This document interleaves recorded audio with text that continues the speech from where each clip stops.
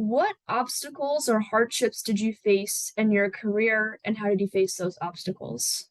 Say I faced, quite a few different things. And the fact of when I came to Bethel, the coach who recruited me, he left about a week or two into the fall season. So that made it kind of difficult. The guy who wanted you to be there, he's now gone. And so a brand new coach is going to come in. And it was really unsure how that was going to go. And then I wanted to play in the Cape Cod League, which is the premier prestigious summer league, but I didn't have any access to it. So our coach called the former coach, who called a friend of his, who called this guy, who called another guy, who then was able to allow me to play in this league on a short bit of time. But the only way I could play was as a temporary player. Well, I was able to play, did well. And one of the main reasons I got drafted for the major leagues was playing out in that league. So it was like, I had people around me. If we're looking at it, one of the ways that I accomplished and got through a lot of the obstacles that came my way was being able to gather other people around. How did God influence your career? God is the central point of my career.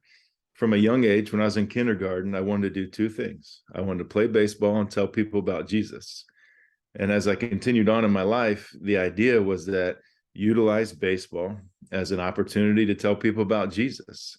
So one of the ways that it influenced the way I went about my career was that when I was in the minor leagues and you're fighting against other people to try and make it to the major leagues, I didn't look at my teammates or the other people around me as the enemy, where some guys would, where they would hope that you're another pitcher. I'm a pitcher. You're a pitcher. I hope that you fail so that I can get to the next level.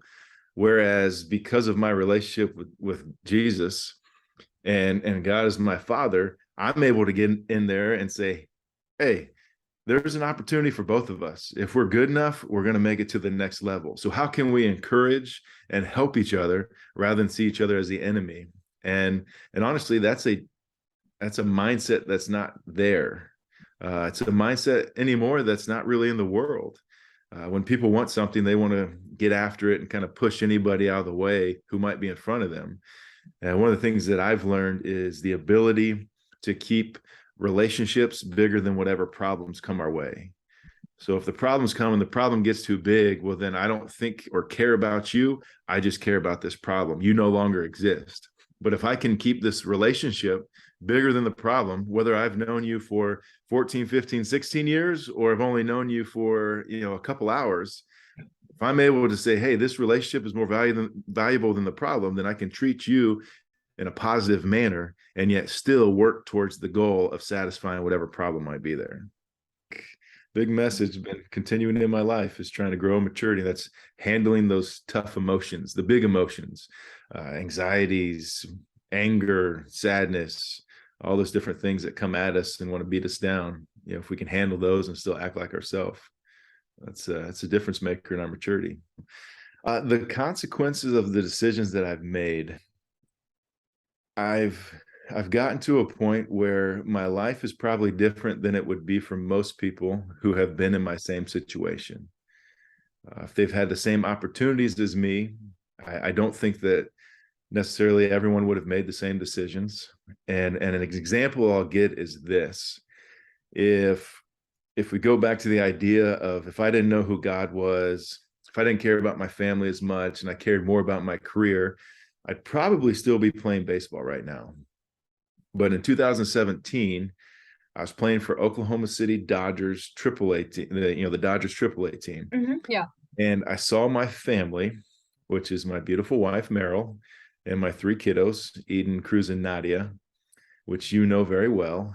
I saw them about 5 weeks out of an 8 or 9 month span. So in this journey, I'm trying to get back to the major leagues, prove that I can pitch, but I'm just not seeing my family. And I had a guy tell me, he said, don't quit baseball for your family. I'm like, what are you talking about? He goes, because if you quit because of your family, there's going to be one time where they're going to do something that upsets you or whatnot. And you're going to say, don't you know what I did for you? I sacrificed all these things. And I said, I understand what you're saying, but I'm not wired in that same way. I make decisions, and I don't always know what the consequences will be. But when I make a decision, I stick true to the fact that I am the one that made it, and I will deal with whatever happens. And I wanted to see my family more. So I walked away. I quit playing baseball in 2017. So why? So I could be more with my family. Now, do they understand and appreciate the sacrifice that has been made within that? Maybe not necessarily to the way that I think, but it doesn't matter, because I didn't just do it for the fact that that they were begging me or whatnot. I did it because I need to be with them more, and that's why I did it. Now, the consequence that has been is I get to spend a lot more time with my family. And that's great. Some people don't like that, but I really enjoy that, and those are the actions that have got me where I am. So today, what do you get? I I coach all three of my kids' sporting teams in some way, shape, or form. I substitute teach in their classrooms or in classrooms that are close by so that I can see them, and countless other things like that. So those would be the consequences that I am happy about within my life. Oh, um, so what was one moment that you will never forget from your career? In 2013, I was put on the All-Star team. So I made the All-Star team in 2013 for the American League. I didn't get to pitch in the game, but Mariano Rivera, who was one of the greatest closers ever in the history of the game of baseball, it was his final All-Star game, his final year of his career. And I was able to be in the bullpen with him during the game. And he comes in the eighth inning. I open up the gate. And actually, you can kind of see this on TV if you're watching. I open up the gate for him in the bullpen, and then I'm just standing there clapping as he makes his way on, and the crowd's just going crazy and cheering and stuff like that. But that was the All-Star game in itself was a really cool experience because we got the home run derby, and Eden was there, and she was running around on the field and hanging out with some of the other kids. The twins weren't born yet, and then being able to be a part of seeing Mariano Rivera do that, just a really neat experience. Your mom was able to come out and hang out for that too. So just had a really good time in New York, is where it was. So I'd say That's that was pretty cool. that's probably one of the coolest experiences. This is probably one of my favorite questions I actually wrote down. What was your favorite memory of being a student on Bethel campus? There was a lot of good times that I had on Bethel's campus. I'd say one of the most memorable was we had the midnight breakfast, which I don't know if they still do that. Yeah, they do. They do. They do that all the time here still. But had the midnight breakfast, and my cousin and I were the MCs for the event. So we were the ones, in the corner on the stage talking. And in the midst of when we were doing what we were doing, I look out to my left through the windows, and there is a couch that was set on fire in the middle of the pond. And of course, I mean, I get blamed for this happening, but I just happened to look over, and some people had taken a bunch of water bottles, empty water bottles, and had put them together to make a raft, and then put a couch into the center of it, and then lit it on fire. And during the midnight breakfast, we just had a couch on fire in the pond, and that was pretty cool. That's what's fun about college. Harmless pranks where you're not trying to destroy any property or cause too much trouble, but just to let the world know that we do exist. And sometimes that led to a lot of cleaning up and community service, if you will, after some of those. But I think it was well worth it in the end, because now I'm understanding that consequences question, the idea that the consequences that could come, or the consequences that might come if you choose to do this action, because I mean, that's what hero does in history. Like they see something and they go make it. So you look at what opportunities, and I'd like to think, I don't know if this highlights it enough, but when I would be pitching and you get to a scenario where bases are loaded, there's 1 out, 2 outs, or no outs. And in my head, I would just look around, look in the crowd, and just say, this is why I do this. This is why I play this game, to be a part of these moments right here. And I think that's someone who wants, I think it's a mindset that we all need to try and get in some way, shape, or form, rather than letting the fear come in. Because I've learned that the same feeling of anxiety and fears that come in is the exact same thing of excitement. So if I look at it as those feelings that come in are just me being excited about what's taking place, is I can look at a scenario that would be super stressful for most people and just go, this is why I'm here. This is it. This is why I played the game. This is the moments we want to be in.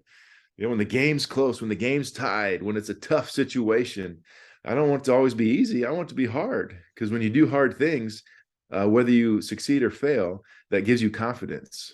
And my goal is to try and grow confidence. So when opportunities come, I'm like, here we go. Let's see what we can do. Give me a chance. I don't know what I'm doing, but I'll figure it out. So let's go after it. What was your favorite team that you played for?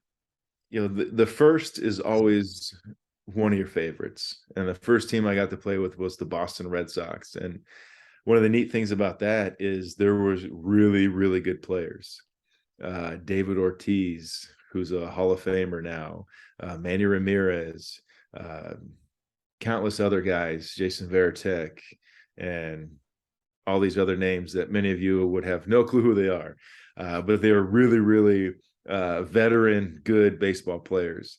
And because of the mindset of being able to just jump on whatever opportunity came my way and being able to have success in that, they welcomed me in with open arms.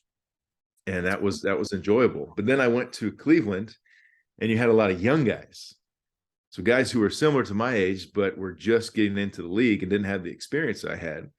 And so we were able to grow together and learn and mold and shape and create a culture with the Cleveland Indians that got back to being able to win, where they went to the World Series and didn't win it, but were able to go to the World Series and to the playoffs quite a few times.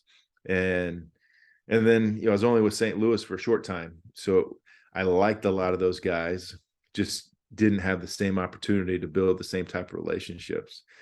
So I know that's kind of a political answer to what you asked, but it's really hard to put it on just one or two things, because I made really good relationships in Boston, made really cool relationships in Cleveland, and made some really great relationships in St. Louis. So I've just That's a good answer. been blessed to be able to be a part of all those. Well, thank you so much for your time, Justin. I appreciate it.